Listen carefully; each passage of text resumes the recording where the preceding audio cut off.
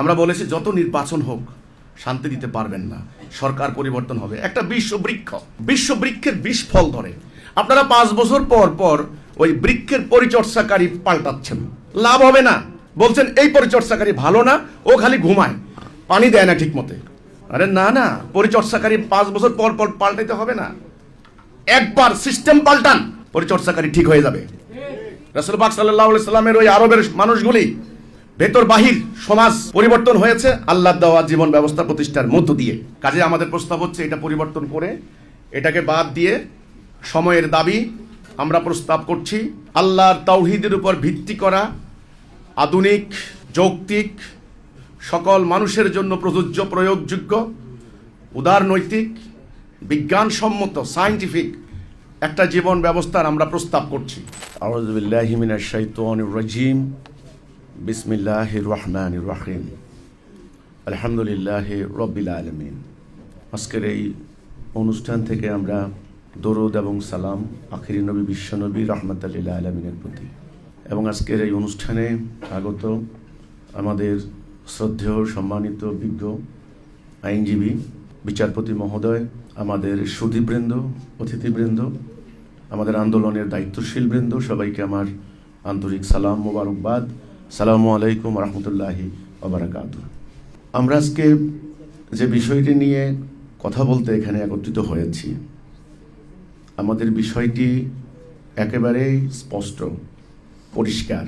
আমরা একটা প্রস্তাবনা নিয়ে কাজ করছি, শুধু এখানে নয়, সারা বাংলাদেশের মাঠে ময়দানে, বিভিন্ন হল রুমে, ইনডোর এবং আউটডোর সর্বত্র আমরা এই প্রস্তাবটাই দিয়ে যাচ্ছি।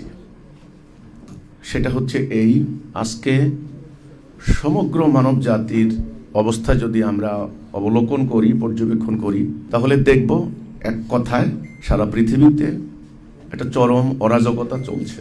দুর্বলের উপর সবলের অত্যাচার, দরিদ্র মানুষের উপর ধনীর বঞ্চনা, শাসিতের উপর শাসকের জুলুম, নিপীড়ন, সংখ্যালঘুর উপরে সংখ্যাগুরুর অত্যাচার, সরল মানুষের উপরে ধূর্ত মানুষের প্রতারণা। এক কথায় বলতে গেলে মানবাধিকার লঙ্ঘনের একটা মহোৎসব চলছে সমগ্র দুনিয়ায়। যদি মুসলমান জাতির দিকে আমি তাকাই, আমি যে জাতির সদস্য, সারা ওয়ার্ল্ডে মুসলমানদের সংখ্যা প্রায় 200 থেকে 240 কোটি। এখানে পরিসংখ্যান বিভিন্ন সোর্স থেকে আসে, হেরফের হতে পারে। 31% প্রায়। সমগ্র ভূখণ্ড আছে 3,22,00,000 বর্গ মাইলের মতো। 57টা ভৌগোলিক রাষ্ট্রে আমরা বিভক্ত। কিন্তু মুসলমানদের প্রেজেন্ট কন্ডিশনটা কি দেখেন, প্রায় 8 থেকে 10 কোটি মুসলমান উদ্বাস্তু। একদম গত 2 বছরের প্যালেস্টাইনের ঘটনা দেখেন, মানবাধিকার সংস্থা, জাতিসংঘ সবাই নীরব, অসহায়। 1 লক্ষ মুসলমানকে হত্যা করা হয়েছে, নারী শিশুকে। পুরো প্যালেস্টাইনকে আজকে দখল করে নেওয়া হয়েছে। বাড়ির পাশে মিয়ানমার, 40,000 বর্গ মাইলের রাখাইন রাজ্য, প্রায় তাইওয়ানের সমান, সেখানে 24 লক্ষ মুসলমান সম্পূর্ণ বিতাড়িত করে দিয়ে আরাকান আর্মি তারা আজকে দখল করে নিয়েছে।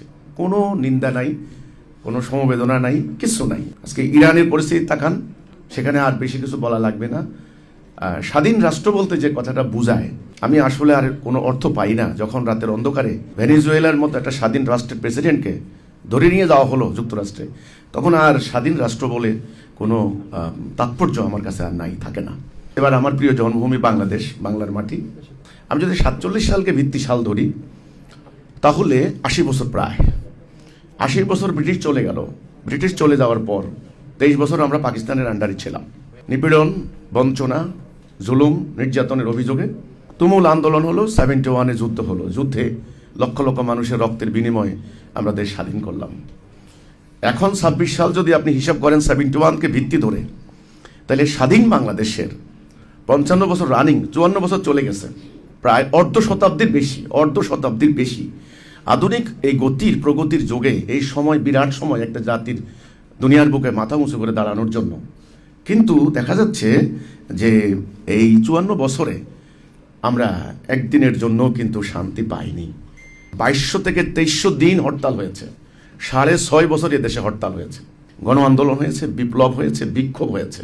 90-এর আন্দোলন হলো, বলা হলো মানুষ মুক্তি পাবে, মুক্তি কিন্তু পায়নি। 24-এ স্টুডেন্টরা আন্দোলন করলো, এটার নাম দেওয়া হলো বিপ্লব, আপরাইজিং, গণ অভ্যুত্থান, বৈষম্য বিরোধী, অ্যান্টি ডিসক্রিমিনেশন মুভমেন্ট, ডিসক্রিমিনেশন থাকবে না। ভালো কথা, আন্দোলন হলো, কিন্তু 1.5 বছর হয়ে গেল। এই ইন্টারিম আজকে যারা ক্ষমতায় এসেছেন, আগে যারা রাজনৈতিক সরকার ছিল তাদের সমালোচনা হতো, তারা 8 পাস 7 পাস শিক্ষিত লোকেরা নাক ছিটকেতেন। কিন্তু আজকে এখন যারা গভর্নমেন্টে আছেন তারা হলো বিশ্ববিখ্যাত শিক্ষিত লোক, বিশ্বজনীন, বিশ্ব পরিচিত অর্থনীতিবিদ, নোবেল লরিয়েট, তারপরে বিশ্ববিদ্যালয়ের অধ্যাপক, ডক্টরেট ডিগ্রিধারী, এমন লোকেরা গভর্নমেন্ট চালাচ্ছেন। 1.5 বছরের ফলাফল কি? পরিসংখ্যান বলার প্রয়োজন নাই, আপনারা এই সোসাইটির মানুষ, আপনারা খুবই সচেতন মানুষ। একদিনের জন্য কিন্তু রাস্তা অবরুদ্ধ বন্ধ হচ্ছে না। অর্থ পাচার, সরকার গত 1.5 বছরে 4 লক্ষ কোটি টাকার মতো ঋণ নিয়েছেন। বাংলাদেশ বর্তমানে ঋণের জ্বালা এতটা জর্জরিত, 21 লক্ষ কোটি টাকার ঋণ। বর্তমানে নতুন মামলা হয়েছে 2.5 লক্ষ মামলা, 46 লক্ষ মামলা, 46 লাখ যাকে বলা হয় মামলা পেন্ডিং। আপনারা জানেন এগুলো, আপনার আদালত সংশ্লিষ্ট মানুষ। তাহলে মব সন্ত্রাস 650 মব হয়েছে, 200 মাজারে হামলা হয়েছে। আমরা নিজেরা আক্রান্ত হয়েছে। রংপুরে আমার 14টা বাড়িতে আগুন দিয়ে জ্বালিয়ে 12টা গরু লুট করেছে দিনের বেলায়, সন্ধ্যাবেলায় সেগুলি জিয়াবত করে খেয়েছে এবং সেগুলো সোশ্যাল মিডিয়া প্রচার করেছে। আমরা নিজেরা যেটা আক্রান্ত, আমার বাড়ির চারপাশে প্রায় আমার 2 কোটি টাকা সম্পত্তি লুট করেছে। 10টা জায়গায় আমরা আক্রান্ত হয়েছি এই গত 1.5 বছরের মধ্যে। এখন সামাজিক অবিচার, অনাচার, জুলুম, রক্তপাত, হানাহানি কতখানি আপনার কাছে পরিষ্কার। তাহলে ব্যাপারটা হলো কি, শান্তি কিন্তু আসে নাই। ইন্টারিম তারা কি করলেন? তারা বিদেশ থেকে বিজ্ঞজন এনে তারা সংবিধান সংস্কারের কাজে হাত দিলেন, রাষ্ট্রের কোটি কোটি টাকা খরচ করে সংবিধান সংস্কারের জন্য চেষ্টা করলেন। কিন্তু কার্যত উল্লেখযোগ্য সংস্কার কি হয়েছে, কতটুকু হয়েছে, এটা সবার কাছে পরিষ্কার। এখন আগামীতে নির্বাচন, বেশি দিন নাই, নির্বাচন আমাদের দরজায়। এখন গতকাল রাত্রে থেকে ঢাকা শহরের কি পরিস্থিতি আপনাদের কাছে জানা আছে। এই অরাজকতা, এই অশান্তির থেকে বাঁচার জন্য আমাদের প্রস্তাবনা, আমরা স্পষ্ট করে বলতে চাই, আমাদের প্রস্তাবনা হচ্ছে এই বিদ্যমান চলমান যে ব্যবস্থা, সিস্টেম, রাষ্ট্রনীতি, অর্থনীতি, বিচার নীতি, শিক্ষানীতি, কূটনীতি, আমলাতন্ত্র, সামরিক নীতি, এক কথায় এই যে সিস্টেম অফ লাইফ, যেটাকে বলা হয় আরবিতে দিন, জীবন ব্যবস্থা, এই সিস্টেমটা ভুল। এটা মানুষের তৈরি ব্যবস্থা। এই ব্যবস্থা ইতোমধ্যেই যথেষ্ট আমরা এক্সপেরিয়েন্স হয়েছে আমাদের, নতুন করে প্র্যাকটিস করে এক্সপেরিমেন্টের আর কিছু এটা নাই, এটা ব্যর্থ। আমাদের অর্থনৈতিক অবিচার বন্ধ করতে পারেনি। আমাদের সুদ ভিত্তিক পুঁজিবাদী অর্থনীতি, যে ক্যাপিটালিজম বলা হয়, গোটি কয়েক লোক সমগ্র সম্পত্তির মালিক, এখানে সিন্ডিকেট কায়েম হয়ে গেছে। এই সিন্ডিকেট ভাঙতে বর্তমান সিস্টেম আর পারবে না, এটা ব্যর্থ। এই সিন্ডিকেটের হাতে, এদেরকে বলা হয় ডিপ স্টেট, এদের হাতে রাজনীতি, এদের হাতে অর্থনীতি, এদের হাতে এরা পলিসি মেকিংয়ে যাবে, এরা পার্লামেন্টে যাবে, এরা আইন প্রণয়ন করবে। সাধারণ জনগণ আইনের সুবিধা পাবে না। সোজা পরিষ্কার হিসাব, বিদ্যমান চলমান এক্সিস্টিং যে সিস্টেম বা কাঠামো, এটাকে পরিবর্তন করতে হবে। এটাই হলো সমস্ত অশান্তির মূল। ম্যানমেড সিস্টেম, মানুষের তৈরি সিস্টেম, মানুষকে শান্তি দিতে ব্যর্থ হয়েছে। আমরা প্রস্তাব করেছি এর পরিবর্তে আল্লাহর নাজেল করা বিধান, এটাকে অর্থাৎ ডিভাইন গাইডেন্স, আল্লাহর দেওয়া পথ নির্দেশনা, হেদায়া, তাওহীদ ভিত্তিক একটা ব্যবস্থা যদি আমরা কায়েম করতে পারি, তাহলে শান্তি আসবে, শান্তির গ্যারান্টি। এই হলো আমার ভূমিকার কথা। এই বর্তমান ব্যবস্থা যতদিন চলবে তত অরাজকতা হবে, তত অর্থ লুণ্ঠন হবে, মামলার জট আরও বাড়তেই থাকবে। চলমান বিদ্যমান এই ব্যবস্থাকে পরিবর্তন করে আল্লাহর দেওয়া জীবন ব্যবস্থা প্রতিষ্ঠা করতে হবে, কায়েম করতে হবে। সেটা আমরা কেন করব? দুটি কারণ। নাম্বার 1, আমাদের ধর্মীয় বাধ্যবাধকতা। আমাকে আপনি বলতে পারেন ইমানি বাধ্যবাধকতা, যে ফরজ বলতে আপনারা যেটা বুঝেন বাধ্যবাধকতা। আমরা মোমেন, আমরা যারা ইমান এনেছি, আল্লাহর হুকুম ছাড়া কারো হুকুম মানতে পারি না, যেটা আমাদের অঙ্গীকার হচ্ছে লা ইলাহা ইল্লাল্লাহ। আমি আল্লাহর হুকুম বিধান ছাড়া কারো বিধান মানি না। প্রথমেই কিন্তু লা মানে অস্বীকার করা হচ্ছে, অর্থাৎ আল্লাহর হুকুম পরিপন্থী যত বিধান আছে, হুকুম আছে, সেটাকে অস্বীকার করেই আল্লাহর প্রতি ঈমান আনতে হয়। কাজে আমার ইসলামটা হলো কমপ্লিট কোড অফ লাইফ, সম্পূর্ণ জীবন ব্যবস্থা। এখানে পারিবারিক ব্যবস্থা যেমন আছে, বিচারিক ব্যবস্থা, অর্থনৈতিক ব্যবস্থা, রাজনৈতিক, কূটনৈতিক, সামরিক সব ব্যবস্থাপনাই আছে। তো সেখানে আমি ধর্মীয় কারণে আমি আংশিক মানবো না, এটা হবে শিরিক। শিরিক করলে আল্লাহ গুনাহ ক্ষমা করবেন না। খিজিউন ফিল হায়াতের দুনিয়ার জীবনের লাঞ্ছনা দেওয়া হবে। আল্লাহ বলেছেন শিরিক ক্ষমা করবেন না। মক্কার কাফেররাও কিন্তু আল্লাহ বিশ্বাস করতো, বাট তারা আল্লাহর এই বিধান মানত না। আমরা এটা মানতে হবে, এই জন্যে আমি আংশিক মানবো না, নো। আমি রোজা রাখা ফরজ, আমার আদালতে আল্লাহর আইন দ্বারা বিচার করাও ফরজ, ওইটা মানবো না হতে পারে না। শুয়োর খাওয়া হারাম, আমি ঘৃণা করি শুয়োরকে, ওকে, কিন্তু সুদ খাওয়াও হারাম, ওটা আরো জঘন্য হারাম, ওটার বিরুদ্ধে আল্লাহ রাসূল জিহাদ ঘোষণা করেছেন। সেই সুদভিত্তিক অর্থনীতির কারণে এই অর্থনৈতিক ইকোনমিক এই যে ইনজাস্টিস চলছে। কাজেই আংশিক মানবো তা হতে পারে না। আল্লাহ রাসূল রাষ্ট্রপ্রধান ছিলেন, তিনি সাকসেসফুলি রাষ্ট্র কায়েম করেছেন আরবের 12 লক্ষ বর্গমাইল এলাকায়। তিনি প্রধান সেনাপতি ছিলেন, কাজেই সেনাবাহিনীকে কিভাবে পরিচালিত করতে হয়, সেনাবাহিনীর মধ্যে কিভাবে আইন প্রয়োগ করতে হয়, মানবাধিকার কায়েম করতে হয়, সেটা তিনি দেখিয়ে দিয়েছেন। তিনি প্রধান বিচারপতি ছিলেন। আজকে বিচারপতি এমদাদুল হক সাহেব এখানে আমার পাশে আছেন, ওনারা বিজ্ঞজন, আপনারা অনেক বিজ্ঞ আইনজীবীরা আছেন। তাহলে প্রথম কারণ আমার ধর্মীয় বাধ্যবাধকতা, আমাকে আল্লাহর বিধান মানা। দ্বিতীয় কারণটা হচ্ছে চলমান ব্যবস্থার ব্যর্থতা, যেহেতু এটা ব্যর্থ হয়ে গেছে, সো এটাকে এখন চেঞ্জ করতে হবে। ইমানি বাধ্যবাধকতা ধর্মীয় কারণ, আর হচ্ছে বর্তমান ব্যবস্থা ব্যর্থতার কারণ। আপনারা বলতে পারেন এটা কি সম্ভব? এখানে আমার প্রশ্ন, আমার কথা, রাষ্ট্র, আইন, এগুলির তৈরি মানুষ কেন করেছে? এখানে 4টে বিষয় আমি বলতে পারি। আমার জীবনের উদ্দেশ্য, ইসলামের উদ্দেশ্য, রাষ্ট্রের উদ্দেশ্য, আইনের উদ্দেশ্য। আজকে যে রাষ্ট্র কাঠামো চলছে, এটাকে বলা ন্যাশন স্টেট, মানে জাতি রাষ্ট্র, একটা নির্দিষ্ট সীমানা দ্বারা আবদ্ধ একটা ভূখণ্ড, এখানে একটা সংবিধান থাকবে, একটা সরকার থাকবে, সভরেন্টি থাকবে। এই যে রাষ্ট্র ব্যবস্থা, এটা 300 বছর আগেও খুব একটা ছিল না। ইউরোপের 30 বছর ব্যাপী যুদ্ধের পরে, যেটাকে বলা হয় প্রোটেস্ট্যান্ট এবং ক্যাথলিক যুদ্ধের পরে, তখন ওই রাষ্ট্র গঠনের মূল সূত্র সেখান থেকে শুরু, মানে আধুনিক রাষ্ট্র, আধুনিক রাজ্যের সীমানাগুলি কিভাবে নির্ধারিত হতো? রাজ্যের সীমানা নির্ধারিত হতো নদী, খাল, পাহাড় পর্বত ইত্যাদি। কিন্তু এরপরে এখন অক্ষাংশ দ্রাঘিমাংশ ধরে স্কেল দিয়ে, পেন্সিল দিয়ে এঁকে যে সীমানা কাঁটাতারের বেড়া দিয়ে যেই জাতি রাষ্ট্রের সৃষ্টি হয়েছে, এটা বেশি দিন নয়, 300-400 বছর আগে থেকে। ফরাসি বিপ্লবের পর তখন একেবারে আনুষ্ঠানিকভাবেই রাষ্ট্রের কার্যক্রম পুরোপুরি শুরু হয়েছে। যারা রাষ্ট্রবিজ্ঞান সম্পর্কে জানেন তারা তো জানেন, হবস, লক, রুশো, ম্যাকিয়াভেলি, তাদের প্রত্যেকের পড়ার মধ্যে দেখবেন, লেখার মধ্যে এই বিষয়গুলি আছে যে রাষ্ট্র গঠনের মূল সূত্রটা কি। থিওরি অফ জেনারেল উইল যাকে বলা হয়, সাধারণ ইচ্ছা তত্ত্ব। জনগণ আমরা ইচ্ছা করেছি, আমরা একটা সুসংগঠিত রাষ্ট্র ব্যবস্থা কায়েম করব, এখানে একটা অথরিটি থাকবে, এখানে আমি আমার ইচ্ছাকে সোপর্দ করব, আমি রাষ্ট্রের আইন মানব, যেটা হলো কমন ল, যেটাকে এখন সেকুলারিজমে বলা হয় আইনের দৃষ্টিতে সবাই সমান। মনে হচ্ছে যেন কোরআনে এটা বলা হয় নাই আইনের দৃষ্টিতে সবাই সমান, মুসলমানদের সুপ্রিমেসি থাকবে, ব্যাপারটা মনে হচ্ছে এইটা, কিন্তু নো। জনগণ আমরা আইন মানব, রাষ্ট্রের আনুগত্য করব, এই জন্যে রাষ্ট্র আমার নিরাপত্তা দিবে, আমি রাষ্ট্রকে ট্যাক্স দেব, আমার মানবাধিকার রক্ষা করবে, আমার বাক স্বাধীনতা রক্ষা করবে, এই জন্য আমি রাষ্ট্রের আনুগত্য করব, রাষ্ট্রের আইন মানব। তাহলে আইন রচনার উদ্দেশ্যটাও কিন্তু সেটা, অনেকটা শিল্ডের মতো। আমাকে আঘাত করবে দুষ্কৃতিকারী, অত্যাচারী, জালেম, আইন আমাকে প্রোটেকশন করবে। আইন হলো আমার শিল্ডের মতো, আমার প্রোটেকশন দেবে। তো যখন যে আইন বা যে রাষ্ট্র আমার প্রোটেকশন দিতে ব্যর্থ হয়, দুর্বল লোকের জন্যই, প্রোটেকশনের জন্যই কিন্তু আইন, শক্তিমানের তো আইন প্রয়োজন হয় না।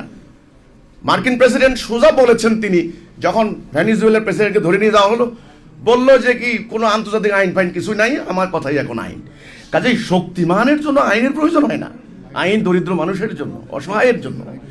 সেই আইন এবং রাষ্ট্র যদি সেই দাবি পূরণ করতে ব্যর্থ হয়, সেটা রক্ষা করতে ব্যর্থ হয়, তাহলে সেটার প্রযোজ্যতা, প্রয়োজনীয়তা, নেসেসিটি হারিয়ে যায়। আমার কথা হচ্ছে এটা। আপনারা অনেকে বলেন যে বিদ্যমান আইনে আমাদের আমি অনেক আলোচনা শুনি, আমাদের সাবেক বিচারপতি মহোদয় ওনারা অনেক অনুষ্ঠান করেন, আমি শুনি, কোনো জায়গায় অ্যাটেন্ড করার সৌভাগ্য হলে অ্যাটেন্ড করি, বা কোনো জায়গায় আমি শুনি, সেখানে ওনারা বলেন আমাদের আইন যথেষ্ট সমৃদ্ধ, স্ট্রং, আইনের পক্ষে কথা বলেন। ওকে, বলছেন আমাদের বিচারকের সংখ্যা কম, প্রতি 96,000 থেকে 1 লক্ষ মানুষের অনুপাতে একজন বিচারক। আমেরিকার হিসাব দেন, সেখানে 13,000, 14,000। ইংল্যান্ডে হিসাব দেন 8,000, 9,000। সুতরাং আমাদের অনেক বিচারপতি লাগবে, অনেক আদালত লাগবে, না হলে আমরা এটা কন্ট্রোল করতে পারছি না। আসল জায়গায় ওনারা হাত দিচ্ছেন না। ওনারা বলেন আইন যথেষ্ট শক্তিশালী, এইখানে আমাদের কথা নো। আমি যদি আল্লাহকে সভরেন্টির মূল মালিক ধরি, আল্লাহ আমাকে সৃষ্টি করেছেন, আমি যদি জীবন পরিচালনার ক্ষেত্রে কোনো সূত্রই না ধরতে পারি, আমি স্ট্যান্ডার্ড ধরতে না পারি, ভিত্তি ধরতে না পারি, তাহলে আমার পুরো জীবনটাই কচুরিফানার মতো খালি ভাসবে। কাজে আমার লাইফের জন্য একটা ভিত্তি লাগবে। আচ্ছা, আমি যদি স্রষ্টাকে অস্বীকার করি, সেটা আরেকটা হিসাব, স্রষ্টা বলতে কিছু নাই। আর যদি স্রষ্টাকে স্বীকারই করি, সেটা অন্য একটা হিসাব।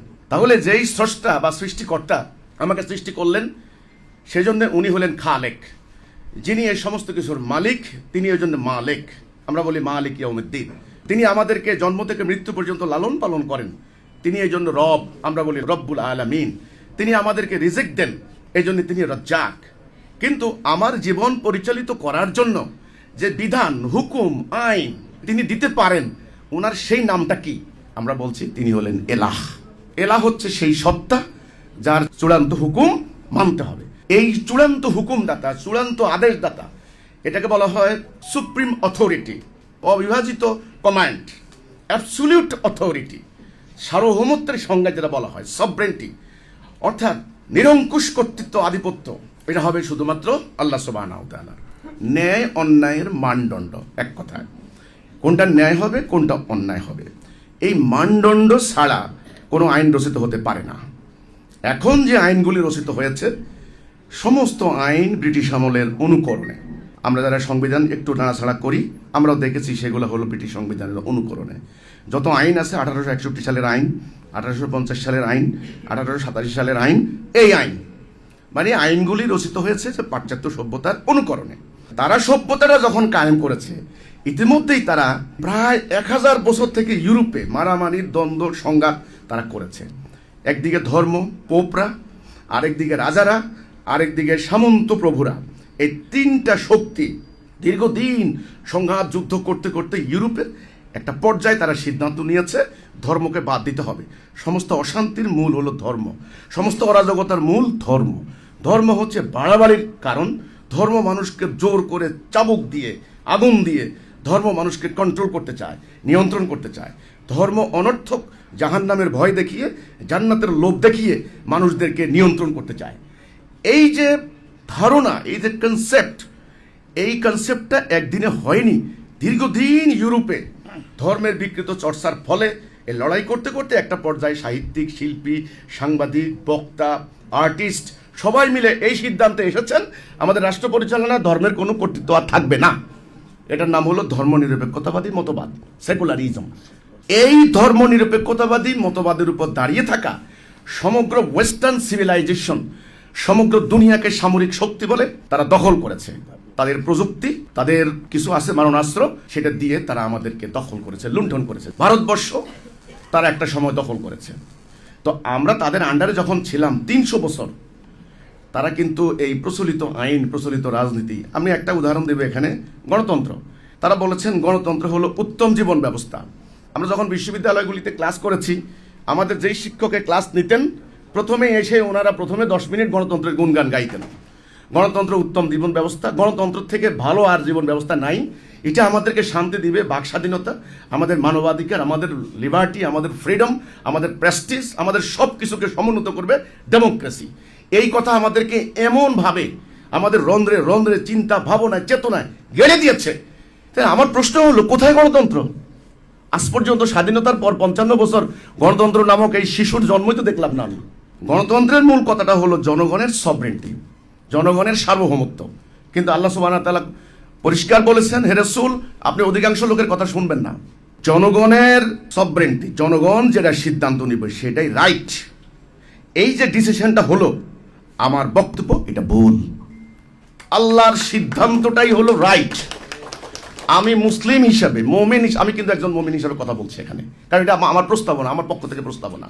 আমি এখানে একেবারে হাওয়ার উপর কথা ছেড়ে দেওয়ার জন্য আসি নাই। আমি যেটার জন্য আন্দোলন করেছি, যেটা বলতে গিয়ে আমার বাড়ি হামলা হয়েছে, আমার ভাইদেরকে হত্যা করেছে, আমার বাড়ি লুটপাট করেছে, আমার চোখের সামনে সারা দিন ধরে আগুন জ্বলতে দেখেছি। বাংলাদেশের প্রথম মবের শিকার আমরা হয়েছি। কাজেই আমাকে হত্যা করার জন্য প্রতিনিয়ত ষড়যন্ত্র হচ্ছে। I don't care. আমাকে বলতে হবে, ন্যায় অন্যায়ের মানদণ্ড মানুষ না। যখনই মানদণ্ড মানুষ নিয়ে গেল মানুষের হাতে, এটার নাম গণতন্ত্র, এটার নাম সেকুলারিজম, এটার নাম মানুষের তন্ত্র। কোরআনের ভাষায় এটাকে বলা হয় তাগুত, গায়রুল্লাহ। কোনো মুমিন তাগুতকে মানতে পারে না।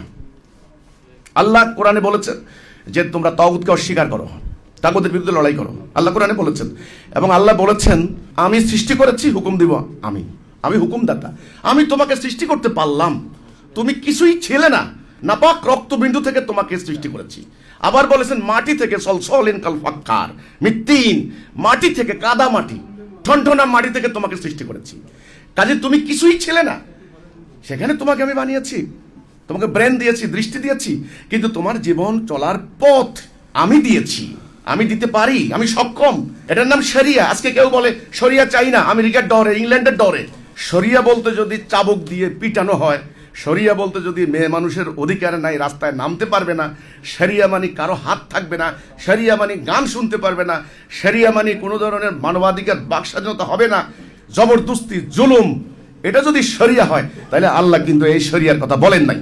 আল্লাহ বলেছেন আমি তোমাদেরকে কষ্ট দিতে চাই না, পানি না থাকলে তায়াম্মুম করো, সেই জায়গার মধ্যে আয়াতের মধ্যে কথা আছে, লা ইউকাল্লিফুল্লাহু নাফসান ইল্লা উসআহা, কাউর তার সাধ্যের অতিরিক্ত আমি চাপিয়ে দিতে চাই না।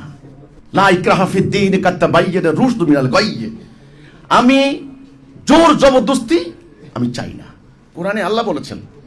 তাহলে আল্লাহর নীতি জবরদস্তি নয়।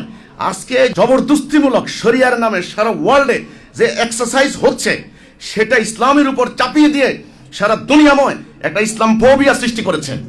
আল্লাহর দিন, আল্লাহর দেওয়া জীবন ব্যবস্থা কার্যকরী করার পথ কঠিন থেকে কঠিনতর করে তুলেছে। দিনের উদ্দেশ্য কি তাহলে? ইসলামের উদ্দেশ্য কি? তাহলে রাষ্ট্রের উদ্দেশ্য, আইনের উদ্দেশ্য আপনারা জানেন, তাহলে ইসলামের উদ্দেশ্য কি?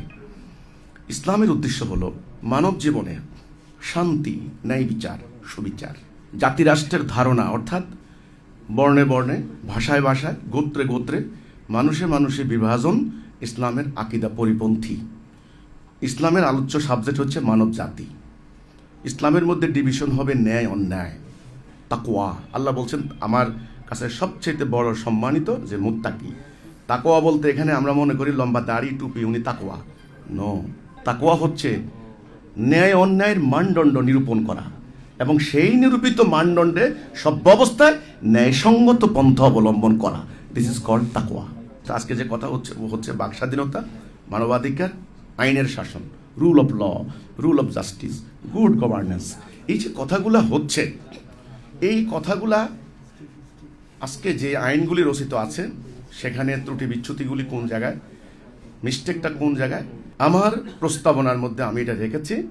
আমি আধুনিক রাষ্ট্র ব্যবস্থার এই প্রস্তাবনায় এই বইটাকে আমরা সব জায়গায় দিয়েছি, সমস্ত মাদ্রাসায়, মসজিদে, ওলামা মাশায়েখদের কাছেও আমি দিয়েছি। আমি যত বিজ্ঞ আইনজীবী, বিচারক, বিচারপতি বা ম্যাজিস্ট্রেট কোর্টের যারা আছেন, সরকারের আমলা যারা আছেন, আমি মোটামুটি সবার যতদূর সম্ভব আমার ক্যাপাসিটির মধ্যে আমি পৌঁছে দিয়েছি। আমি বলেছি আপনারা তো দেখুন আমি যে বিষয়টা তুলে ধরেছি, এটা হলো ইসলামের উদ্দেশ্যটাই হলো মূলত মানব সমাজকে শান্তি, সুবিচার, ন্যায় বিচারের মধ্যে রাখা। এটা হলো উদ্দেশ্য।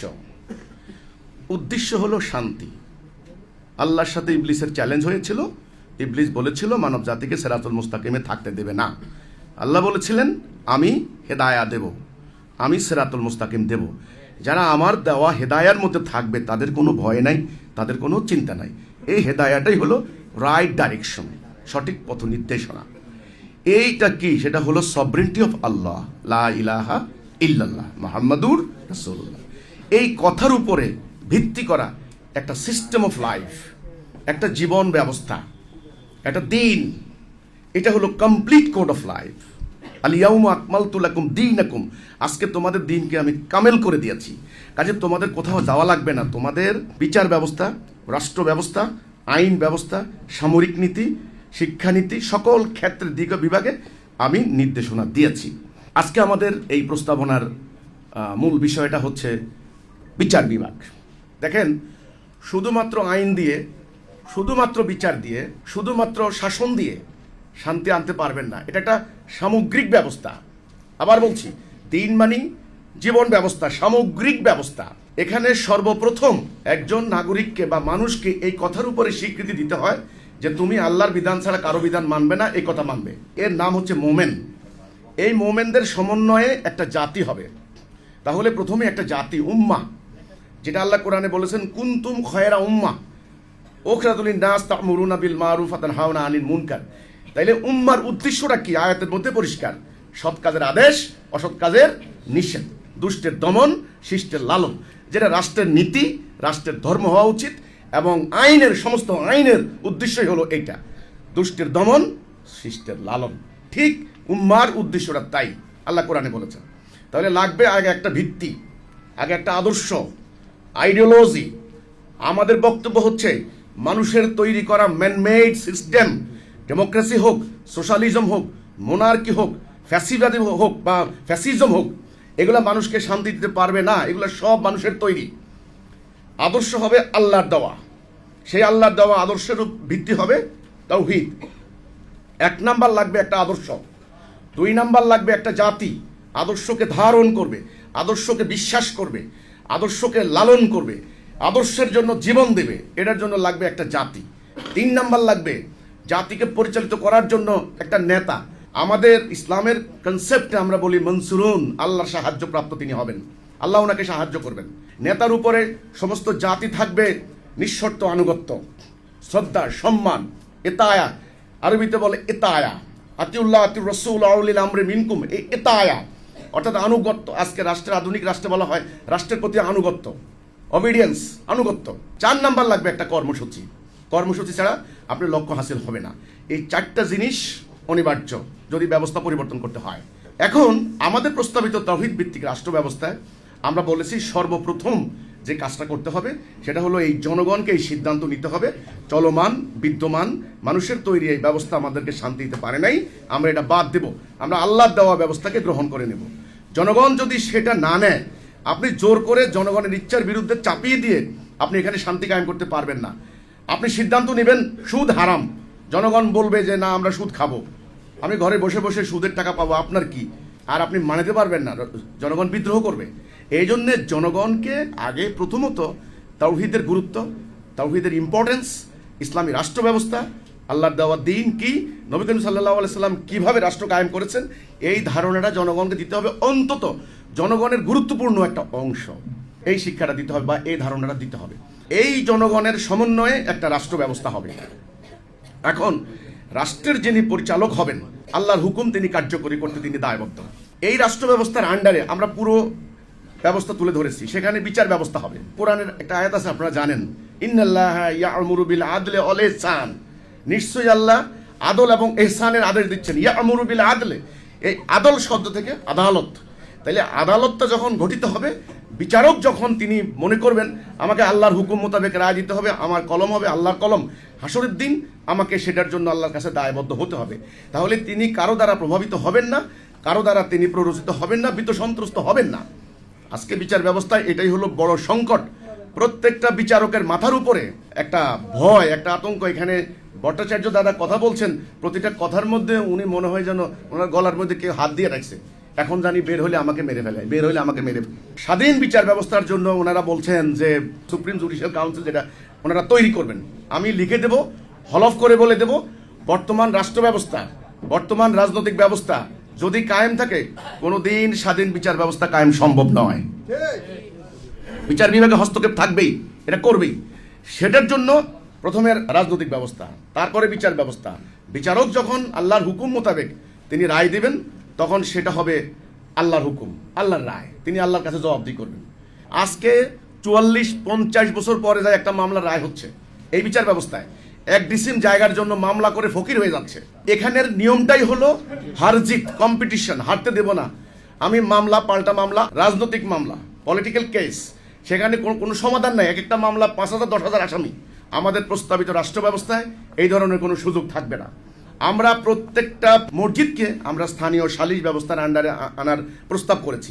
মসজিদ বলতে আজকের মতো একেবারে সংকীর্ণ জায়গার মসজিদ না, এটা ইসলামের স্বর্ণযুগের টাইমের কথা বলছি। এক একটা মসজিদ ছিল এক একটা কমপ্লেক্স, সেখানে একটা আদালতের মতো কাজ করতো, মানুষের সাহায্য সহযোগিতা করা হতো, মানুষের বিচার ব্যবস্থা, স্থানীয় সংকট ইত্যাদি দূর করা হতো। তো কাজেই আমাদের প্রস্তাবিত ব্যবস্থায় আমরা স্থানীয় বিচার ব্যবস্থাকে জোর দিয়েছি। আজকের বিচার ব্যবস্থায় বিশ্বাস করা হয় না। মেকিয়াভেলিবাদের একটা কথা আছে রাষ্ট্র গঠনের ক্ষেত্রে, দ্য প্রিন্স, মানে প্রিন্সকে নসিহত করেছেন মেকিয়াভেলি। নসিহতের মধ্যে বলেছে মানুষকে মনে রাখতে হবে মানুষ হচ্ছে প্রতারক, শট, মানুষ কানিং, শিয়ালের মতো ধূর্ত, প্রতারক, ভণ্ড, মানুষ এই মানুষের এই যে চরিত্র, এটা কিন্তু এখন রাজনীতিবিদদের সকলের কনসেপ্টের মধ্যে এটা আছে, কাউকে বিশ্বাস করা যাবে না। যিনি বিচার করেন তিনিও মনে করেন যে দারোগাও মিথ্যা তথ্য দিতে পারে, দারোগাও বিশ্বাস করা যাবে না, কাগজে কলমে যা আছে সে অনুসারে রায় হবে এভিডেন্সের উপরে, ওকে। কিন্তু আমরা বলেছি এই সিস্টেমের কারণে কি হয়েছে, এখন আদালতে একটা নাম বলে জাদ্রেল উকিল। জাদ্রেল উকিল হচ্ছে উনি যত বাক চাতুর্য দিয়ে নানান কলা কৌশল করে যত বড় আসামি হোক তাকে আদালত থেকে বের করে আনা হচ্ছে। ওনার নাম দিয়েছে জাদ্রেল উকিল, ওনার ডিমান্ড বেশি, ওনার মক্কেল বেশি। কিন্তু আমাদের প্রস্তাবিত রাষ্ট্র ব্যবস্থায় এ ধরনের কোনো স্কোপ আমরা রাখি নাই, কোনো সিস্টেম নেই। বিচার ব্যবস্থা যখন জনগণের দোরগোড়ায় চলে যাবে তখন সংক্ষিপ্ত শুনানি, সংক্ষিপ্ত ব্যবস্থার মধ্য দিয়ে ফয়সালা হয়ে যাবে। আমার বোনকে রাস্তায় চড় মেরেছে, সাথে সাথে জুমার নামাজে এটা ফয়সালা হয়ে যাবে, এই তুমি চড় মেরেছো কেন, আমার ভুল হয়েছে, আমাকে মাফ করে দিন। হয় তুই ওরে পাল্টা একটা চড় দিয়ে দে, কারণ কেসাসের বিধান মানি হলো সমপরিমাণ। তার ক্ষোভ, রাগ, ক্রোধ চলে গেল, অথবা সে মাফ করে দিল যে আমি আর করবো না, আমার ভুল হয়ে গেছে। এই চড়ের পরিণতি সে জানে, চড়ের কোনো বিচার হবে না। ও গিয়ে বলে আমার বোনকে তুই চড় দিলি, খুনাখুনি, মারামারি, 2 মহল্লায় 2 জন শেষ, খুন, বাড়িঘর লুটপাট, মামলা, 40 বছর মামলা চলে, সেই মামলা চলাকালীন আবার 2বার মারামারি হয়েছে, মার্ডার হয়েছে। এই যে ছোট্ট একটা বিরোধকে মীমাংসা করার মতো ব্যবস্থা বর্তমান বিচার ব্যবস্থায় নাই। ব্রিটিশরা পরিকল্পিতভাবে করেছে কি, আমাদের মসজিদ ভিত্তিক এই কাঠামো থেকে সরিয়ে ইউনিয়ন কাউন্সিল করেছে, ইউনিয়ন বোর্ড করেছে। এখন রাজনৈতিক ব্যবস্থা যখন দুর্বৃত্তায়ন হয়েছে তখন চেয়ারম্যান মেম্বারগুলি কি হচ্ছে, আমি 2-4 জন ভদ্রলোকের কথা বাদ দিলাম, এক্সেপশন ইজ অলওয়েজ এক্সেপশন। আজকে পুরো সিস্টেমটাই পচে গেছে, বোর্ড অফিসে কোনো বিচার করার সাহস নাই। গত 2 দিন আগে এক জায়গায় চেয়ারম্যান এবং ওই স্থানীয় পুলিশ 2 জন আক্রান্ত হয়েছে বাদী বিবাদীর হামলায়। তাহলে বোর্ড অফিসে কিন্তু ফয়সালাগুলি করতে পারছে না, সেখানে মামলা গিয়ে জমা হচ্ছে আদালতে। এবার খরচ, 1 বান্ডেল টাকা নিয়ে যাচ্ছেন, সেই টাকা শুরু হচ্ছে খরচ খরচ খরচ খরচ, উকিল মুহুরি থেকে শুরু করে আর কোথায় কোথায় যাচ্ছে আমি এখন আর এটা প্রকাশ্যে বলতে চাই না, এটা আপনারা সবাই জানেন, আপনারা আইনের সঙ্গে সম্পৃক্ত। আর যিনি বাদী অথবা বিবাদী উনি রুটি কলা খেয়ে রাত 8টা বাজে বাসায় ফিরে আসেন তক্তা হয়ে, ওনার আর পেটে কিছু নাই, আর টাকার বান্ডেল নিয়ে গেছে জায়গায় জায়গায় জায়গায় জায়গায়। এবং আদালতগুলিতে কি যে অবস্থা হচ্ছে, হাটে বাজারেও এত মানুষ নাই, আদালতে যত মানুষ। কিন্তু হযরত ওমর ইবনুল খাত্তাব রাদিয়াল্লাহু তাআলা আনহু 1 বছর বিচার বিভাগের দায়িত্বে ছিলেন, 1 বছর কোনো মামলা আসে নাই। ইসলামের বিচার ব্যবস্থার এই হচ্ছে ব্যাপার। আল্লাহ রাব্বুল আলামিন মানুষের বৈশিষ্ট্য বলেছেন, ম্যাকিয়াভেলি এই কথা বলেছে, আল্লাহও বলেছেন যে মানুষ তরা প্রিয়, মানুষ লোভী, মানুষের কামনা বাসনা আছে দুনিয়ার সম্পদের প্রতি। আবার আল্লাহ বলেছেন এই মানুষের ভিতরে আমি রূহ দিয়েছি, আমার রূহ আছে, এই মানুষের ভিতরে পজিটিভিটি আছে, এই মানুষ মুতমাইন হতে পারে, মানুষের নফসকে সে এতটাই উন্নত করতে পারে। আল্লাহ তাআলা বলেছেন যে খায়রুল বারিয়া, সৃষ্টির সেরা হয়ে যেতে পারে এই মানুষ। তাহলে ম্যাকিয়াভেলির এক পেশে বক্তব্য শুনলে হবে না কেবল, আল্লাহ তাআলা ভারসাম্যপূর্ণ দিন দিয়েছেন। আল্লাহ রাসূল এমন একটা জীবন ব্যবস্থা কায়েম করেছেন যে জীবন ব্যবস্থায় সর্বপ্রথম মানুষের আধ্যাত্মিক পরিশুদ্ধির দিকে নজর দেওয়া হয়। এটা মুখে বলে না, এটা বয়ান করে না, এটা শিক্ষা ব্যবস্থার মাধ্যমে, শাসন ব্যবস্থার মাধ্যমে, বিভিন্ন আপনার জুমার দিনে আলোচনার মাধ্যমে নানানভাবে জনগণের ভেতরে আল্লাহ ভিত্তি অর্থাৎ তাকওয়ার একটা মানদণ্ড গেড়ে দেওয়া হয়। ফলে মানুষ যখন দেখে যে আমার এই অন্যায়টা হলো আমার উপরে, এই অবিচারটা হলো, এর ন্যায় বিচার আমি পেয়ে যাব বিচারকের কাছে, কাজে সে ফার্দার আর অন্যায় করে না। অথবা সে যদি অন্যায় করেও গোপনে সঙ্গে সঙ্গে আদালতের কাছে গিয়ে বলে যে আমাকে মাফ করে দিন, আমি এই অন্যায় করেছি। রাসূলুল্লাহর টাইমে একাধিকবার এই ঘটনা ঘটেছে, ইয়া রাসূলুল্লাহ আমি অন্যায় করেছি, আমাকে শাস্তি দিন। রাসূল ডান দিকে ফিরলেন, আবার ইয়া রাসূলুল্লাহ আমাকে শাস্তি দিন। দেখেন কোনো গোয়েন্দা সংস্থা নাই, পিবিআই নাই, সিআইডি নাই, দীর্ঘ তদন্ত নাই, কিচ্ছু নাই, অপরাধী নিজেই আদালতে বলছেন আমাকে শাস্তি দিন। এই হচ্ছে ইসলামের বিচার ব্যবস্থার ফল, রেজাল্ট। হাত কাটার কথা বলা হচ্ছে, আমি যদি আল্লাহকে বিশ্বাস করি তাহলে আল্লাহর সমস্ত হুকুমকেই কল্যাণকর, ন্যায্য, মানবিক বলে বিশ্বাস করতে হবে, তা না হলে এই বিশ্বাস করার কোনো দরকার নেই, এই বিশ্বাস বাদ দেন। এবার আসেন, আল্লাহ বলেছেন কুতিবা আলাইকুমুল সিয়াম, আমরা রোজা রাখি, আগামীতে রোজা আসতেছে, রোজার গুরুত্ব মাহাত্ম্য। কিন্তু আল্লাহ যে বললেন কুতিবা আলাইকুমুল কিসাস, কিসাস মানে হলো সমপরিমাণ বদলা। এখন এই কথা যখন বলা হয় সমপরিমাণ বদলা, মানে চোখের বদলে চোখ, কানের বদলে কান, নাকের বদলে নাক, এটা হলো মধ্যযুগীয় বর্বর আইন। আধুনিক যুগে এটা চলে না। এগুলা কিন্তু বলা হয় হাত কাটার আইন, এটা অসম্ভব ব্যাপার। এটা হলো অ্যাবসলিউট একটা চূড়ান্ত একটা স্ট্যান্ডার্ড মানদণ্ড। এখন চোর কোন ধরনের চোরের আপনি হাত কাটবেন সেটা নিরূপণ করবেন বিচারকরা। লক্ষ লক্ষ টাকা লুট করে জাতির কোটি কোটি লোককে যখন অভুক্ত রাখা হয়, এই ধরনের চোরদের ব্যাপারে কি শাস্তি হতে পারে আপনারাই বলেন। আপনারা বলেছেন দৃষ্টান্তমূলক শাস্তি হবে। দৃষ্টান্তমূলক মানে কি? দৃষ্টির মধ্যে হতে হবে শাস্তিটা, সবাই দেখতে হবে সর্বোচ্চ শাস্তি। আপনারাই বলেন লক্ষ লক্ষ কোটি টাকা যখন পাচার করে নেওয়া হয়, যেই চোর আজকে এই যে অ্যাপস্টেন ফাইলস, সেখানে একটা দ্বীপের মধ্যে, একটা আইল্যান্ডের মধ্যে কি দাজ্জালীয় সভ্যতা কায়েম করেছে দুনিয়ার সমস্ত ক্রিমিনালগুলা সেখানে জড়ো হয়েছে। এখন বলা হয় যে চুরি করলে হাত কেটে দেবে। ইসলামের এই লটা অমানবিক, এটা একটা আধুনিক যুগ, এটা চলে না। আধুনিক মানবিকতার যুগ, এটা চলে না। এই কথাটা হলে, এই কথা যারা মনে করবেন তারা ইসলাম থেকে আউট হয়ে যাবেন। রাসূলুল্লাহর সময় পরবর্তী 300 বছর আমরা প্রমাণ দিয়েছি মাত্র 6 জন লোকের হাত কাটার দরকার হয়েছে। এবার আসেন, চোখের বদলে চোখ, নাকের বদলে নাক। কেউ যদি আমার চোখ তুলে ফেলে, এখানে বিজ্ঞ বিচারক আছেন, অন্যান্য বিজ্ঞ আইনজীবীরা আছেন, আপনারা যারা ইসলামের আইন বিশেষজ্ঞ আপনারা জানেন 3টা স্টেপ আমি মোটা দাগে পেয়েছি। 1 নাম্বার, আল্লাহ বললেন ক্ষমা করে দাও, আল্লাহ ক্ষমাশীল। পিতার হত্যাকারীকে ক্ষমা করে দেওয়া হয়েছে। এখন ক্ষমা চাওয়ার জন্য যারা বাদী, তাদেরকে আপনি কিভাবে সন্তুষ্ট করবেন আপনার ব্যাপার। ক্ষমার প্রভিশন নাম্বার 1, শুরুতেই আইন না, শুরুতেই হলো ক্ষমা।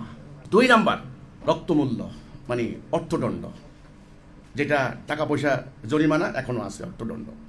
টাকা দিয়ে ওই তুমি শাস্তি থেকে মাফ করো। তাহলে অমানবিক ইসলামটা কোথায় আমি জানতে চাই। 3 নাম্বার, আচ্ছা ক্ষমাও করলা না, তুমি অর্থদণ্ডও দিলা না, তাহলে তোমার যে ক্ষতি করছে এই ক্ষতিটা তুমি করো। থার্ড অপশন, যেটা চূড়ান্ত অপশন।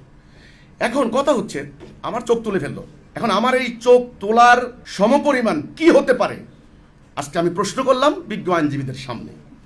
আল্লাহ যে কোরআনে বলেছেন যে কেসাস, কেসাস মানে হলো সমপরিমাণ, তোমার যে ক্ষতি করছে তুমি সে পরিমাণ ক্ষতি করো।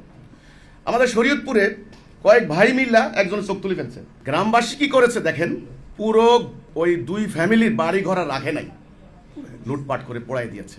এই মামলা আমি হলফ করে বলতে পারি 100 বছরে তার কোনো মীমাংসা হবে না।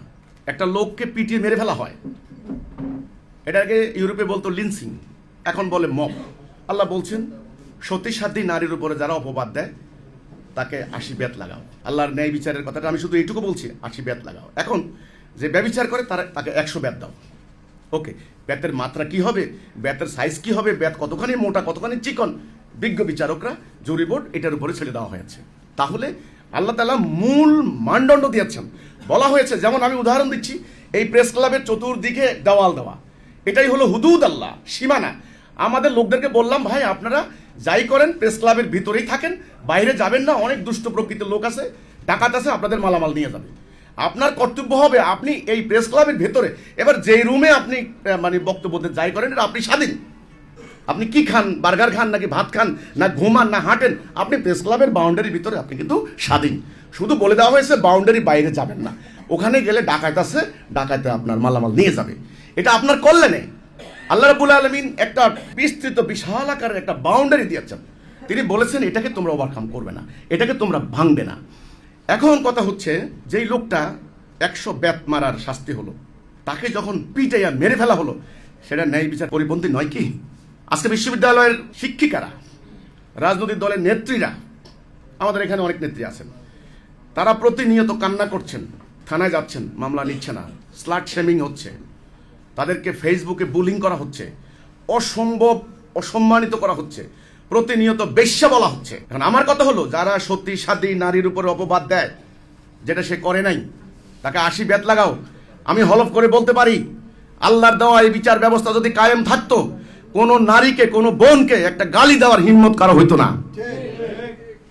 ইসলামী রাষ্ট্র ব্যবস্থায় এই জন্যে একা একটা মেয়ে মানুষ রাতের অন্ধকারে হাজার হাজার মাইল পথ হেঁটে যাইতো, কোনো ভয় থাকতো না, আল্লাহ এবং বন্যজন্তুর ভয় ছাড়া কোনো ভয় থাকতো না। আজকের এই বিচার ব্যবস্থা কায়েম না হওয়ার কারণে ঘরের মধ্যে নারী নিরাপদ নয়, অফিসে নারী নিরাপদ নয়, বাসে নারী নিরাপদ নয়। আমাদের ধর্মীয় দলেরা এখন ইশতেহারে বলেন বাসে সিসি ক্যামেরা লাগাবেন, স্পেশাল বাস দিবেন, যাই করেন, যত কিছুই করেন, সিস্টেম পরিবর্তনের কথা বলেন না। বর্তমান প্রচলিত মানুষের তৈরি এই বিধান বাদ দিয়ে আল্লাহর দেওয়া বিধান প্রতিষ্ঠার কথা আপনারা ধর্মীয় দল যদি বাদ দেন, বলা বাদ দেন, তাহলে কে বলবে? আর কেউ বলে না। বর্তমান যে বিচার ব্যবস্থা চলছে, বর্তমান যে জুডিশিয়ারি সিস্টেম চলছে, বাদী বিবাদী উভয়ের কাছ থেকে অর্থ খসানোর একটা প্রক্রিয়া, এটা প্রবর্তন করেছে সাম্রাজ্যবাদীরা, ব্রিটিশরা। যারা ভারতবাসীকে তারা মনে করতো এদেরকে কন্ট্রোল করতে হবে, এরা যে কোনো সময় রিভল্ট করবে, বিদ্রোহ করবে। আইন ওইভাবে রচিত হয়েছে নিয়ন্ত্রণমূলক। ইসলামকে দোষ দেওয়া হয় যে চাবুক দিয়ে তোমরা ইসলাম কায়েম করবা, তোমরা তাই করেছো, 300 বছর চাবুক দিয়ে সেটা করেছো। আমাদের যে কাউরে ভারতবাসীকে গ্রেপ্তার করতে পারলে জেলখানা নেওয়ার পরে যেন জামিন না হয়, সে ধরনের সব ব্যবস্থা কলা কৌশল করেছে। কারণ তারা তো এখানে এসেছে জোর করে, জুলুম করে, তারা লুণ্ঠন করার জন্য, শোষণ করার জন্য। কাজে তাদের আইনগুলি মানবিক হবে না। তারা আমাদেরকে স্বাধীনতা দিয়ে চলে যাওয়ার পর 47 সালের পর তাদের তৈরি করা আইন, তাদের তৈরি করা দর্শন, তাদের তৈরি করা ব্যবস্থা, তাদের তৈরি করা আমলাতন্ত্র, সামরিক বাহিনী, তাদের তৈরি করা শিক্ষা ব্যবস্থা দিয়ে আমাদের রাষ্ট্র ব্যবস্থা চলছে। কাজেই এটা ইতোমধ্যেই ভুল, ব্যর্থ প্রমাণিত হয়েছে। এর কার্যকারিতা হারিয়েছে, এটা নেসেসিটি হারিয়েছে, এটা আমাদেরকে বাক স্বাধীনতা দিতে পারেনি, আমাদেরকে ন্যায় বিচার নিশ্চিত করতে পারেনি। যেই জুলুম ওরা করত, একই জুলুম আমাদের শাসকরা করে।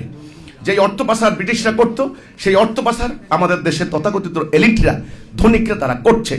তাদেরকে প্রশ্রয় দিচ্ছে আবার ওরা। সুইস ব্যাংক আমাদের না, সুইস ব্যাংক ওদের। সুইস ব্যাংকে টাকা রাখে, কার টাকা, কিসের টাকা, এই হিসাব তারা নেয়। এমনকি সুইস ব্যাংকের একটা নিয়ম করেছে, কেউ চাইলেও অন্য কোনো কর্তৃপক্ষকে তারা হিসাব দিতে বাধ্য নয়। আজকে সময় এসেছে, সম্মানিত সুধীজন, সম্মানিত বিজ্ঞজন, বিজ্ঞ আইনজীবীরা আছেন, বিজ্ঞ বিচারপতিরা আছেন, আপনাদের সুচিন্তিত মতামত আমরা চাই। নির্ভয়ে কথা বলবেন, কারণ আমরা আল্লাহর কথা বলতে এসেছি। আমরা এখানে কোনো দলের পক্ষ বিপক্ষ নিতে আসি নাই, আল্লাহর পক্ষ নিতে এসেছি। আমরা কোনো অন্যায় করি নাই। ঠিক যেটা দরকার আজকের এই সময়ে, এই অরাজকতা বন্ধ করার জন্য আমরা বলেছি যত নির্বাচন হোক শান্তি দিতে পারবেন না, সরকার পরিবর্তন হবে। একটা বিশ্ববৃক্ষের বিষ ফল ধরে। আপনারা 5 বছর পর পর ওই বৃক্ষের পরিচর্যাকারী পাল্টাচ্ছেন, লাভ হবে না। বলছেন এই পরিচর্যাকারী ভালো না, ও খালি ঘুমায়, পানি দেয় না ঠিক মতে। আরে না না, পরিচর্যাকারী 5 বছর পর পর পাল্টাইতে হবে না। একবার সিস্টেম পাল্টান, পরিচর্যাকারী ঠিক হয়ে যাবে। রাসূল পাক সাল্লাল্লাহু আলাইহি সাল্লামের ওই আরবের মানুষগুলি ভেতর বাহির সমাজ পরিবর্তন হয়েছে আল্লাহর দেওয়া জীবন ব্যবস্থা প্রতিষ্ঠার মধ্য দিয়ে। এইটার রূপরেখাটা আপনারা বলতে পারেন আধুনিক যুগে এটা কি সম্ভব কিনা। এখন আমরা যদি বাংলাদেশে আল্লাহর দেওয়া দিন কায়েম করতে যাই, আমেরিকা কি করবে? আমেরিকাকে ভয় করবো না আল্লাহকে ভয় করবো? রাসূলুল্লাহ যখন দিন কায়েম করলেন মদিনায়, তখন পুরো আরববাসী ওনার বিরুদ্ধে ঐক্যবদ্ধ হয় নাই? আল্লাহ রক্ষা করে নাই? আল্লাহ তো কোরআনে বলেছেন আমি তোমাকে সেভ করবো, তোমাকে রক্ষা করবো। এই ঈমান না থাকলে তাহলে আমরা মোমেন হইলাম কিভাবে?